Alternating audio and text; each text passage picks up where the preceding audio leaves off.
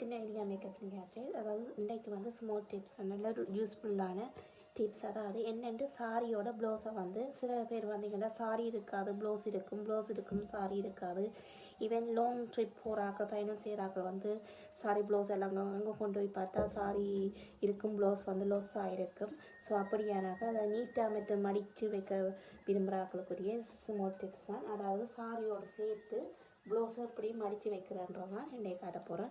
நீங்கள் மடித்து வச்சுருக்கிற கபர்ட்டுக்கு ஏற்ற சைஸுக்கு ஏற்ற மாதிரி நீங்கள் சாரியை இப்படி நீட்டாக நல்லா மடித்து கொடுங்க. மடிச்சுட்டு சாரி ப்ளவுஸை எடுத்து சாரி ப்ளவுஸை முதல்ல கீழே வைங்க. கீழே வச்சுட்டு ஜஸ்ட் அதை நீட்டாக வடிவாக வச்சுட்டு தென் சாரி நீங்கள் மடித்த சாரியை வந்து அதுக்கு மேலே அப்படி வச்சுட்டு சாரி ப்ளவுஸை மேலே நீங்கள் வடிவாக கசங்காமல் நீட்டாக எப்படி மடிக்கணும்.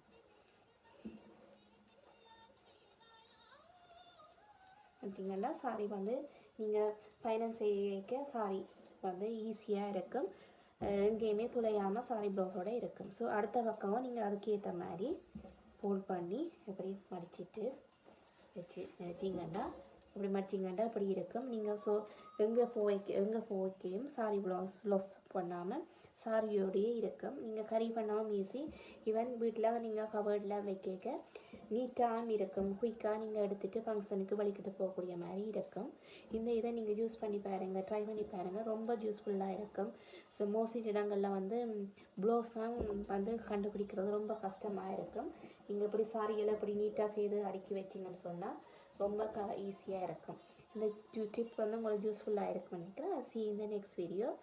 Just follow Ayinika Makeup and Hairstyle for more video. Thank you.